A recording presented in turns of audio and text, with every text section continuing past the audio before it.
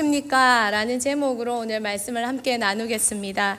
오로지 기도회를 마치고 또 DNG 페스티벌도 아이들과 잘 마무리하고 범어교회 집회도 잘 마치고 온 교회가 성령으로 기뻐하고 충만하는 것을 봅니다. 지금부터 조시면 안 됩니다. 네. 그런데 세밀히 한 명 한 명 만나면 성령을 받고 싶고 또 전체적으로 성령으로 뜨거운 건 알겠는데 나는 성령을 내가 원하는 만큼 받았는가? 스스로 질문하는 사람도 만나고 자신의 상태를 저에게 또 주변에게 질문하는 사람도 봅니다. 성령을 알지만 잘 모르는 애매한 우리를 위해 또 저를 위해 성령과 선교라는 주제로 오늘 말씀을 정리하고 싶어 함께 나눕니다. 조금 어렵게 들릴 수 있으나 어려운 소리가 아니고 짧게 함께 해보려고 합니다. 짧게. 결론은 이것입니다. 성령님 언제 오십니까? 선교를 위해 오십니다. 성령님 언제 오십니까? 선교할 때 더욱 오십니다. 성령은 선교하시는 분이십니다. 성령의 정의에 대해 살펴보겠습니다. 오순절은 약속된 성령님께서 오신 사건입니다. 그리고 이 사건을 통해 제자들은 성령 충만을 경험했습니다. 그리고 제자들이 바뀌었습니다. 제자들이 어떻게 바뀌었습니까? 도망자들이 목숨도 아끼지 않고 예수를 증거하는 사람들이 되었습니다. 또 성령은 그 제자들이 이제 가는 곳마다 열정적으로 복음도 전하고 표적과 기사와 권능도 나타나게 해주셨습니다. 성령으로 제자들을 통해 선교가 이루어졌습니다. 성령은 예수의 대명사입니다. 또 다른 대명사입니다. 보혜사, 대리자, 예수의 대리자, 승천하신 예수의 대표자, 그분이 성령님이십니다. 성령의 사명은 예수 이름을 높이고 하나님 나라를 세우고 구원을 완성하심입니다. 교회는 예수님의 몸이고 성령은 그리스도의 영입니다. 교회에 성령이 충만하면 교회에 예수 그리스도로 충만한 것입니다. 같은 말입니다. 성령은 교회를 진리로 인도하십니다. 성령은 성도를 거룩하게 하십니다. 성령은 전도와 선교를 위해 능력을 부어주십니다. 교회가 성령님을 인정하고 성령님을 섬기고 성령님의 메시지를 전파하고 성령님으로 행할 때 그때 성령은 당신의 능력을 부어주십니다. 성령은 누구십니까? 같이 한번 읽어볼까요? 이거는 안 했군요. 성령은 누구십니까? 예수의 영입니다. 따라합시다. 성령은 예수의 영이다. 성령은 교회를 세우시는 예수의 영이다. 성령은 예수를 증거하는 예수의 영이다. 성령님은 예수 그리스도의 영입니다. 사람들이 많은 기적과 이적을 바랍니다. 우리 인생에 많은 문제가 있기 때문입니다. 그렇지만 그 문제가 아무리 놀라운 기적으로 해결되어도 내 마음에 그 기적의 현장에 예수가 드러나고 예수와 가까워지고 예수와 상관없어진다면 그건 성령의 역사라고 우리는 말하기 어렵습니다. 성령은 예수가 전부입니다. 성령은 몸된 교회를 위해 일하시고 예수를 증거하기 위해 일하십니다. 성령이 예수를 위해 증거하시기 위해 일하는 것이 선교입니다. 사람들이 성령을 만나면 어떤 역사가 일어납니까? 이전까지 별 관심 없었던 예수님에 대해 알고 싶어지고 만나고 싶어지고 예수님을 찾게 됩니다. 여러분 입에서 혹시라도 예수님 만나고 싶어요 라는 말이 그것이 순도 100%가 아니라 할지라도 그 말이 나오기 시작했다면 여러분은 성령의 임재 안에 성령의 역사 안에 들어가는 것입니다. 요한복음 6장 13절 말씀 같이 한번 보도록 하겠습니다. 그러나 진리의 성령이 오시면 그가 너희를 모든 진리 가운데로 인도하시리니 그가 스스로 말하지 않고 오직 들은 것을 말하며 장래 일을 너희에게 알리시리라. 요한복음 15장 26절은요. 내가 아버지께로부터 너희에게 보낼 보혜사 곧 아버지께로부터 나오시는 진리의 성령이 오실 때에 그가 나를 증언하실 것이요 성령님은 참 겸손한 분이십니다. 절대 자기를 드러내지 않습니다. 성령을 경험한 사람은 자기가 아무것도 아닌 것을 알게 됩니다. 나는 못한다는 걸 알게 됩니다. 성령을 경험한 사람은 또한 진리로 예수 그리스도로 인도함을 받게 됩니다. 그분만이 필요하고 그분만이 나의 도움이시라는 걸 알게 됩니다. 성령은 누구입니까? 절대 예수의 영입니다. 혹 여러분이 많은 어려움 가운데 여러 가지 문제 해결과 기적과 표적과 여러 가지를 소망한다 하실지라도 그 기적 가운데 예수가 드러나지 않고 예수에 대한 마음과 역사가 내 마음과 생각과 감정에 일어나지 않는다면 우리는 그것을 성령의 일이라고 생각할 수 없습니다. 성령님 때문에 예수를 더 깊이 알아가는 우리가 되길 소망합니다. 성령과 사도행전에 대해서 살펴보려고 합니다. 오전에 목사님께서 사도행전을 훑으셔서 정말 조마조마했습니다.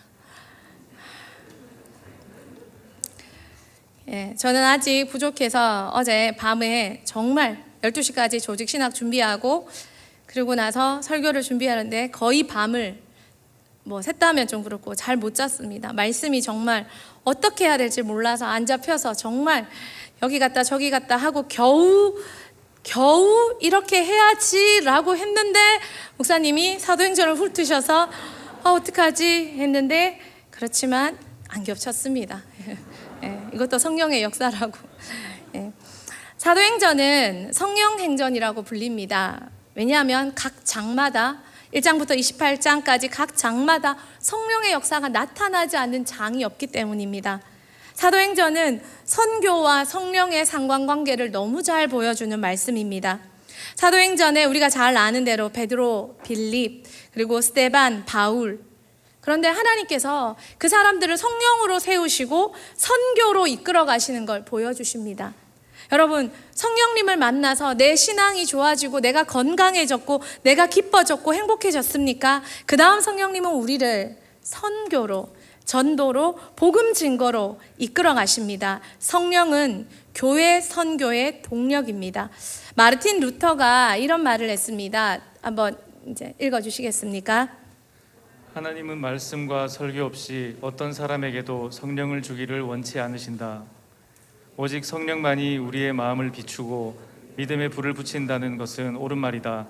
그러나 성령은 이 일을 외적 교회 직분이나 성례전 사용 없이 하지 않으신다. 이 말은 성령님은 말씀 위에, 설교 위에, 또 교회의 성찬, 성례전, 성찬과 세례 그 사역 위에 나타나신다는 거예요. 어떤 사람이 내가 성령을 압니다 라고 말합니다. 그런데 성령을 안다고 말하는 것이 나의 경험이고 나의 학식이고 나의 지식이면 그분은 성령을 아는 분이 아닙니다. 성령은 말씀 위에, 교회 위에, 그것 위에 역사하시는 분이시라는 것입니다.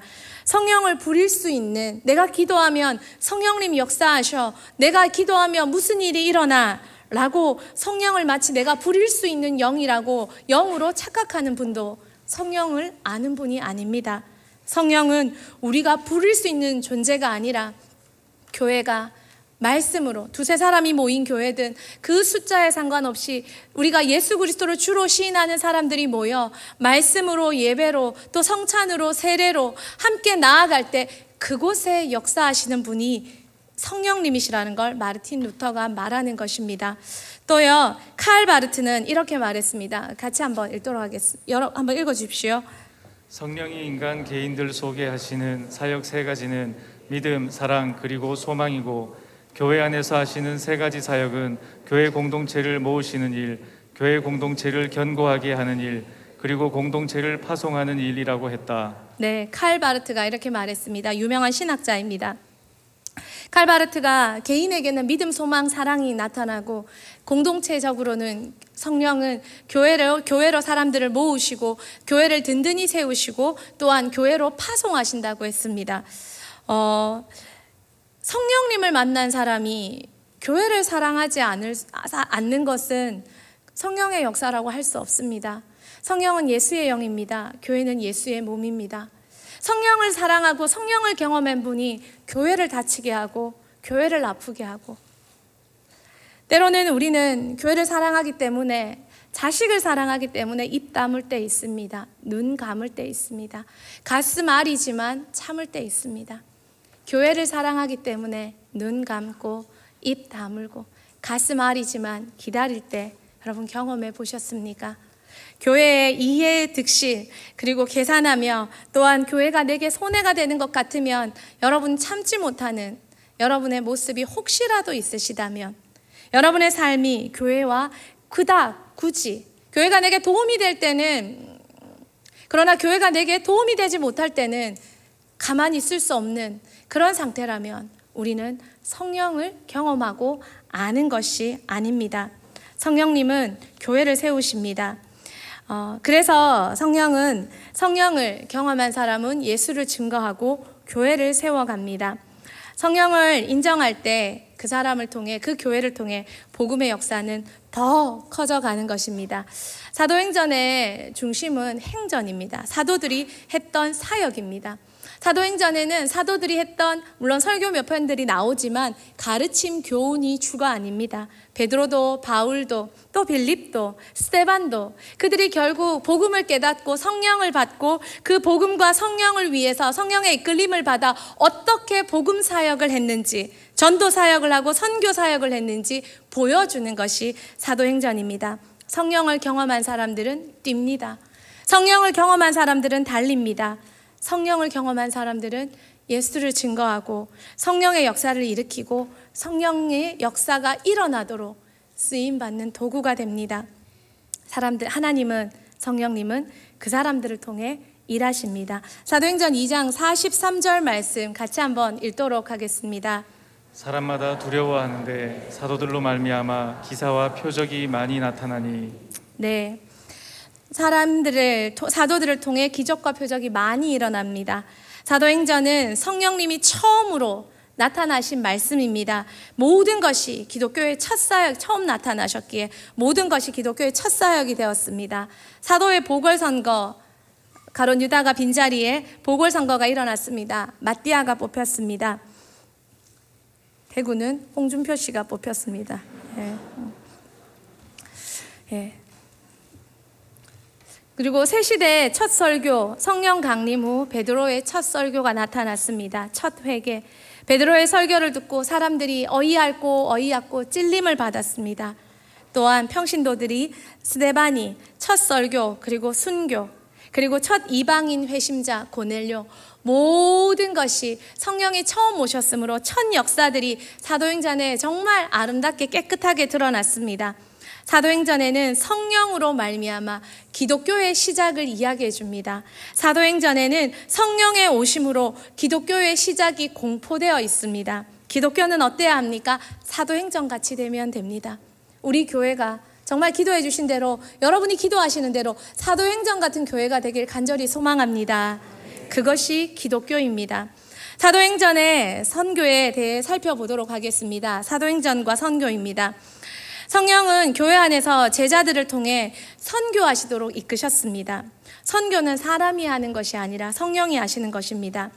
성령이 선교하실 수 있는 수준까지 우리는 나아가야 합니다. 성령이 임하시면 선교가 시작되었습니다. 선교의 주체는 사람이 아니라 성령이셨습니다. 사도행전 속에 선교의 시작을 4가지로 한번 살펴보도록 하겠습니다. 첫째는 사도행전 2장에 성령님이 임하셨습니다. 그런데 그곳에는 이제 성령이 임하기 전에는 기독교에 그 제자들만 있었지만 제자들도 예수님을 전적으로 믿지 못했죠. 그 성령이 임하시는 자리에 온 나라에서 온 이방인 유대인도 있었고, 유대교죠. 그 다음에 유대인 유대교도 있었어요. 그 사람들이 모여서 또 기도하기도 하고 모여있는 그 자리에 성령이 오셨습니다.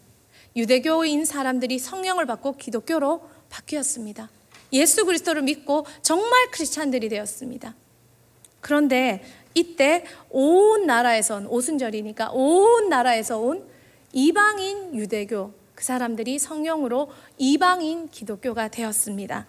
선교의 시작 언제입니까? 고넬료부터 바울부터 아니요. 사도행전 2장에 이 성령이 오시는 그 자리에서부터 선교는 시작되었습니다. 여러분, 우리가 예수님을 만나면 믿으면 나도 모르게 우리 아이들 그런 얘기를 많이 해요. 아프리카를 가고 싶고 북한을 가고 싶고 뭐라 카노 네가 뭐 아나? 그게 아니라 정말 성령님을 만나면 정말 요것밖에 모르던, 나밖에 모르던, 내 가족밖에 모르던 우리의 시야가 좀 더 넓어지고 관심이 가고 성령님과 같은 그 마음이 느껴진다는 것입니다. 성령은 시작부터 선교하셨습니다. 또한 스데반의 순교로 성도들이 흩어졌습니다. 스데반이 순교하자 그리스도인들이 두려워지기 시작했습니다. 그래서 갈릴리로, 그리고 여러 사마리아로, 유대로 막 흩어지기 시작했습니다. 이 흩어진 사람들이 그곳에서 예수를 증거하고 교회를 세우고 더 흩어지면서 선교가 퍼져나가기 시작했습니다. 여러분, 고난이었지만 성령의 역사 가운데 성령님은 고난 가운데서도 당신의 선교의 사역을 이루어 가셨습니다. 정말 예수님의 사람은요, 고난이 아니에요. 고난도 도구예요. 바울과 바나바가 싸웠습니다. 마가를 데려가니 많이 싸웠습니다. 그러나 결국 그 싸움은 중심에서 보면 잘해보자는 싸움이었습니다. 감정의 싸움, 어떤 인간관계의 싸움이 아니라 잘해보자 하는데 생각이 달랐습니다. 용납하는 정도가 달랐습니다. 공의를 세우는 바울과 긍휼과 용납을 세우는 바나바와, 바나바는 긍휼과 용납이 넘치는 사람이니까 사도 바울도 품었죠. 그러나 사울은 정말 공의롭고 정말 정확한 사람이다 보니, 그런 성격이다 보니 마가를 용납할 수 없었습니다. 싸우다가 흩어졌습니다. 그러나 이 흩어짐이 어떻게 됐습니까? 선교의 두 파전이 되었잖아요. 두 갈래가 되었잖아요. 여러분, 성도의 고난은 복음을 위한, 때로는 다툼도 절대 하나님은 그 마음을 아시고 사용하십니다. 스데반의 고통이, 순교가 성도를 흩어지게 했지만 오히려 이 흩어짐이 복음의 전파가 되었습니다. 부부싸움 하시다가 친정 가셔서 주무셔도 안 믿는 가족에게 복음이 증거되나요? 갑자기 생각이 났습니다. 그냥 설명하다 보니. 세 번째는 사도 바울의 회심으로 선교가 또한 시작되었습니다. 그는 이방을 위해 준비된 특별한 그릇이었습니다. 선교하기에 최적합의 사람이었습니다. 베드로, 이미 예수님, 베드로, 그리고 이제 사도 바울은 그 밑에 세대라 하긴 그렇지만 베드로와 다른 선교하기에 최적합의 어떤 사람요? 헬라어가 준비되고 로마 시민권으로 가지고 어떤 문화, 어떤 나라에 가도 복음을 전할 수 있는 준비가 된, 또한 다양한 문화를 수용할 수 있는 그런 사람이었습니다. 또한 또 유대의 율법과 가말리엘 문화의 최고의 율법과 또한 로마의 학식을 다 갖춘 선교에 최적화된 사람이었습니다. 하나님은 그를 세우셔서 또한 선교를 일으키시길 원했습니다. 행전 9장 15절 읽겠습니다. 주께서 이르시되 가라, 이 사람은 내 이름을 이방인과 임금들과 이스라엘 자손들에게 전하기 위하여 택한 나의 그릇이라. 소망합니다. 우리 대은교회 다음 세대가 이런 바울과 같은 세대들이 정말 많이 나오길 소망합니다. 아멘 한 친구들 꼭 그렇게 되길 축복합니다. 정말 하나님은 특별히 세우셔서, 물론 다 같은 케이스는 아닙니다.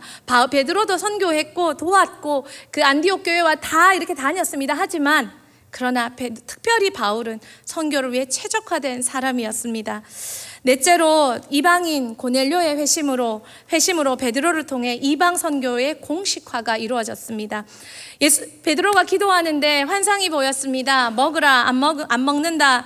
그리고 고넬료 가정에 가서 복음을 전하고 세례를 주었습니다. 성령이 임했습니다. 근데 여러분, 하나님이 이 장면에 왜 베드로를 쓰셨을까요? 베드로가 후에 돌아와서, 베드로는 그 예루살렘 교회에 남겨진 제자들의 수장이었습니다. 베드로가 말했습니다. 내가 이런 기도를 하다가 잠이 들었고 환상을 보았고 내가 복음을 전했는데 성령이 역사하셨다. 그러므로 이제 하나님께서 이방인들도 우리와 같이 복음을 얻고 성령을 체험하게 하셨다. 베드로를 통해, 수장을 통해 이제 이방 선교의 공식화의 문들이 열린 것입니다. 제자들은 납득하고 그 선교를 돕기 시작했습니다. 성령이 오셨습니다. 선교가 사도행전 2장부터 시작되었습니다. 성령이 오셨습니다. 성령의 사람, 선교의 사람을 세우시며 일하셨습니다. 성령이 오셨습니다. 베드로와 같은 사람도 그 능력과 그 권위를 가지고 이방 선교를 유대인 크리스찬들에게 공포함으로 하나님은 역사하셨습니다. 성령과 선교는 불가분의 관계입니다. 성령을 받은 자가 그 나이와 상황에 관계없이 각자의 자리에서 성령을 받으면 꿈꾸게 됩니다. 이것이 성령의 역사입니다. 저도 선교를 꿈꿉니다. 제가 뭘 해도 다 좋습니다. 아무 상관없습니다. 제가 부족해서 지금 사도 바울처럼 나가서 한 가지 좋은 건 있습니다. 걸리는 사람이 아무도 없습니다. 그냥 혼자 갈 수 있다는 거.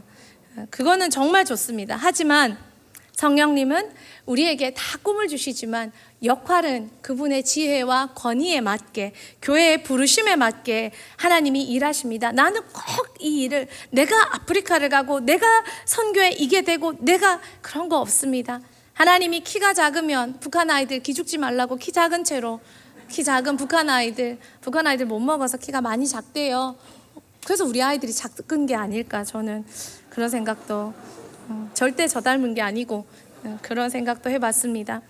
성령님께서 오시면 선교의 꿈은 누구나 꾸게 됩니다. 성령은 오시자마자 선교하셨습니다. 대흥교회가 성령님 때문에 선교의 꿈을 다 같이 꾸는 교회가 되길 소망합니다. 마지막으로 성령님 언제 오십니까? 성령님 언제 오십니까?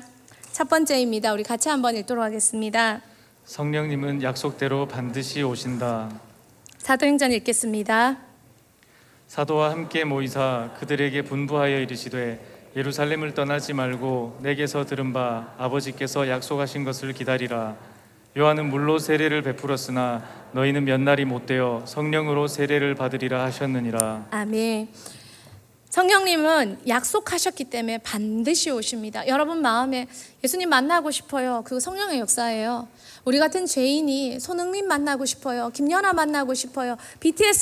그럴 수는 있어요. 그러나 우리 같은 죄인이 100% 타락한 죄인이 하나님에 대해 관심을 쏟고 만나길 소망하는 이것은 성령의 역사가 아니고는 설명할 수 없습니다. 여러분은 전적 타락한 존재라는 걸 인정하십니까?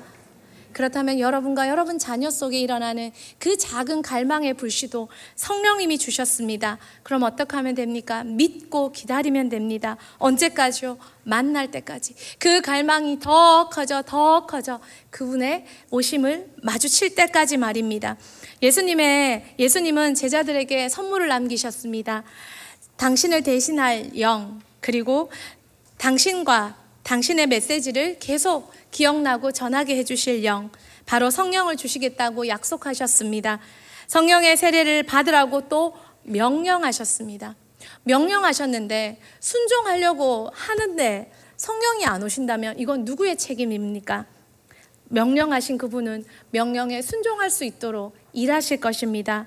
우리가 순종하며 약속을 믿고 기다리면 성령은 반드시 만나게 됩니다. 성령은 약속대로 이 땅에 오셨고 오순절 사건을 일으키셨습니다. 그리고 지금도 그 약속을 믿는 자들에게 나타나고 계십니다. 어제는 그 사람에게, 오늘은 나에게, 또 다음 날은 그것을 기다리는 그 어떤 사람에게 돌아서지 말고 약속을 기다리고 정말 끝까지 성령님을 차지해야 합니다. 역사에 부흥으로 기록되는 순간들이 있습니다. 성경에는 오순절, 사도행전 2장 3장의 오순절 사건입니다.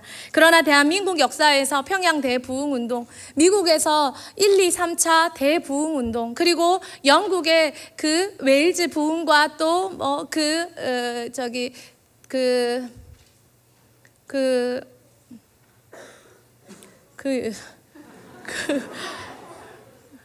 있잖아요. 애 많이 넣는 조안나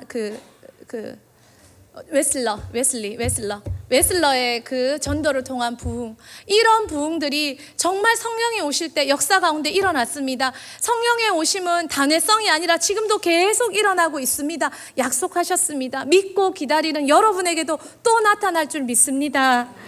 또한 성령은 두 번째로 복음을 위해 오십니다.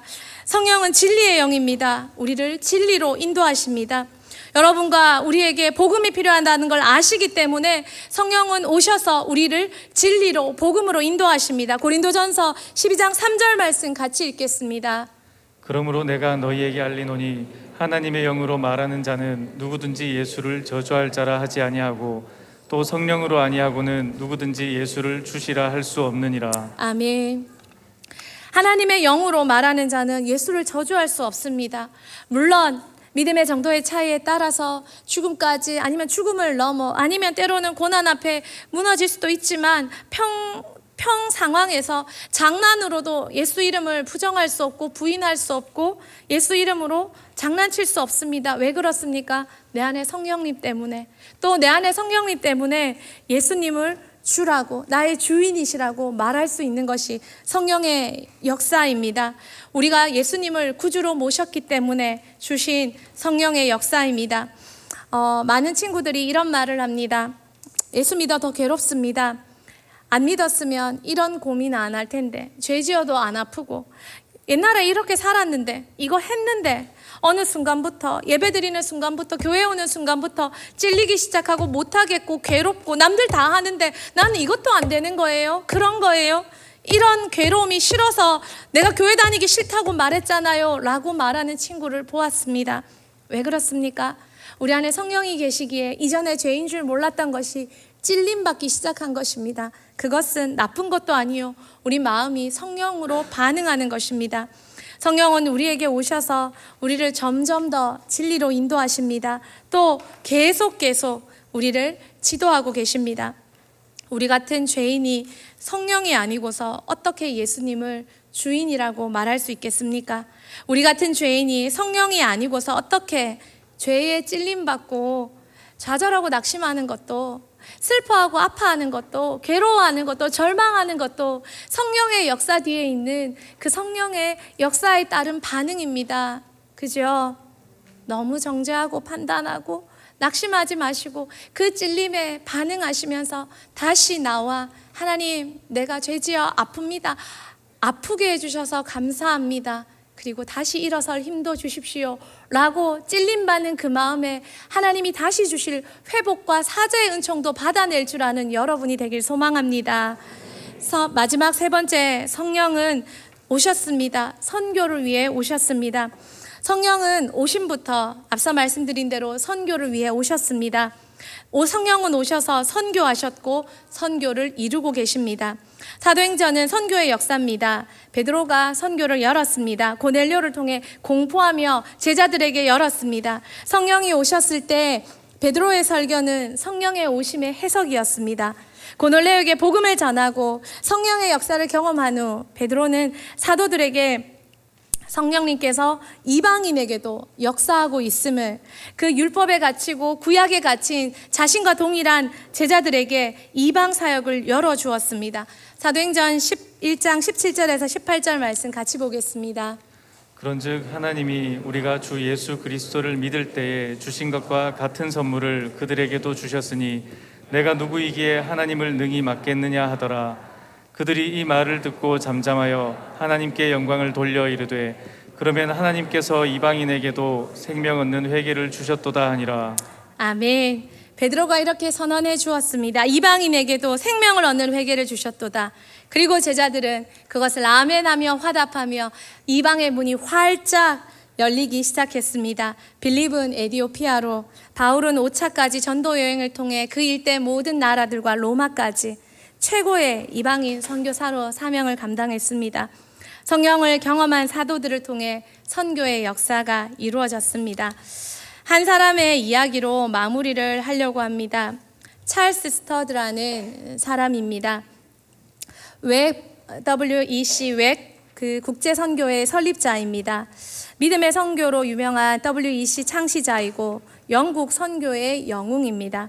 탁월한 사업가이신 아버지 아래 부유한 가정에서 삼형제 중에 막내로 태어나 상류층의 안락한 생활을 누리며 자랐습니다.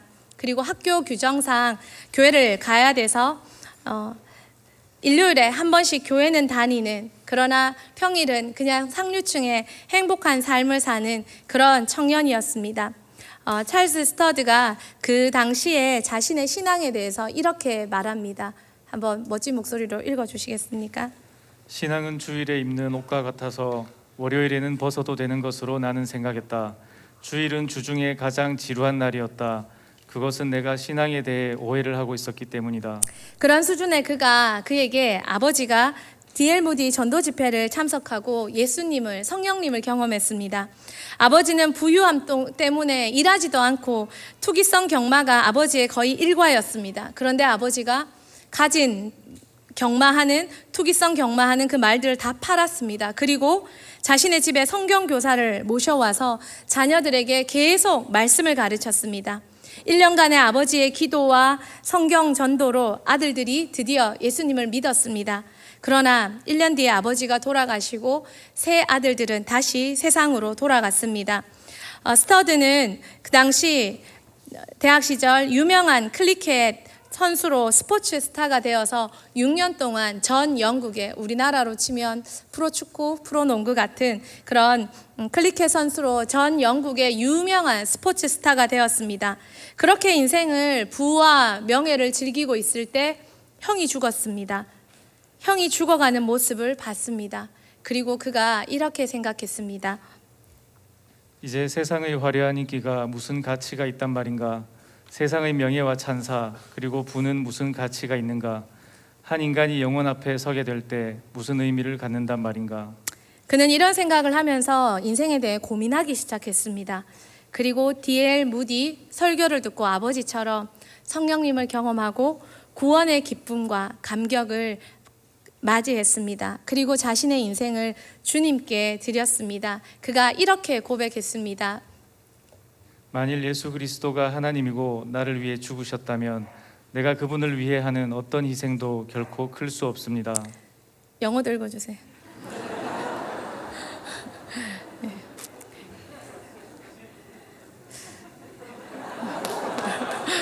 자, 여러분이 읽으세요.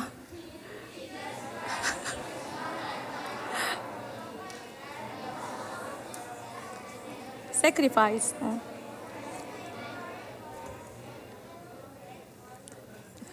그렇게 되길 축복합니다. 만일 예수 그리스도가 하나님이고 나를 위해 죽으셨다면 내가 그분을 위해 하는 어떤 희생도 결코 클 수 없다. 그렇게 말하고 자신이 가진 모든 재산, 또 아내가 상속받은 재산까지도 다 팔아 가난한 사람들에게 나눠주고 허드슨 테일러가 세운 내지 선교회에 부름을 받아 중국으로 선교를 떠났습니다. 영국 스코틀랜드를 순회하며 많은 대학생들에게 인생을 하나님께 드리도록 강연했습니다. 그리고 스터드가 중국으로 떠나기 전에 마지막 간증에서 그는 이렇게 말했습니다. 제 대학생들에게 그가 했던 말입니다. 읽어주세요. 여러분이 자신의 모든 것을 하나님께 내어드린 후에야 하나님은 여러분 속에서 역사하실 것입니다. 그리고 여러분이 무엇을 해야 하는지 알려주실 것입니다. 성령님은 고귀한 분입니다. 이것저것 다 붙잡고 있으면서 양다리 걸친 우리에게 쉽게 반응하는 분이 아닙니다. 남녀가 사랑할 때도 서로에게 온 마음과 온 정성과 온 관심을 두기를 원합니다. 하나님도 동일합니다. 스터드는 바로 그 얘기를 하는 것입니다. 그리고 중국으로 갔고 중국의 아편 중독자들에게 사역했습니다. 7년 동안 800명의 마약 중독자들이 회복되고 새로운 삶을 살도록 도왔습니다. 그런데 몸이 좀 병들어서 영국으로 돌아왔습니다. 영국에서 쉬다가 다시 인도로 가서 6년을 사역했습니다. 몸이 다시 약해져 영국으로 돌아왔을 때 53세의 나이에 그는 식인종도 선교사를 기다린다라는 문구를 보았습니다. 모든 사람의 만류에도 가족의 만류에도 몸이 너무 쇠약해져 있는 그런 상태여서 모두가 만류했지만 그는 아프리카 밀림 개척 선교를 시작했습니다. 그가 개척 선교를 떠나면서 이렇게 말했습니다. 황금을 찾기 위해 도박하는 불신자도 있는데 나는 하나님을 위해 도박하겠다 라고 말하며 53세에 떠났습니다. 53세가 되던 1913년 하나님의 부르심에 순종해서 아프리카의 심장부에 복음을 전하러 들어갔습니다. 그리고 거기서 아프리카 심장 선교회라는, 아프리카 중심 선교회라는 선교회를 설립했습니다. 이것이 WEC 웩 국제 선교회의 전신이 되었습니다. 현재 이 WEC 선교회는 2,000명 이상의 선교사를 파송하고 있는 역사와 전통이 빛나는 선교단체입니다. 또 이 WEC 선교사들은 사람들에게 호소하지 않고 스터드처럼 기도하며 자신의 필요를 오직 하나님만 채워주시도록 믿음 선교를 하고 있습니다.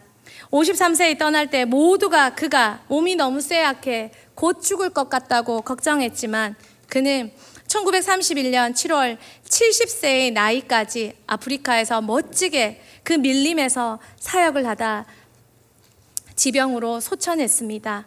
그의 장례식에 7,000명이나 되는 아프리카 사람들이 그의 장례식에 참석했습니다. 그가 남겨져 있는 사람들에게 마지막으로 권고한 말입니다. 읽어주십시오. 여러분은 무엇을 위해 살고 있습니까? 오늘을 위해 살고 있습니까? 영원한 삶을 위해 살고 있습니까? 여러분은 하나님의 말씀에 귀를 기울이십니까?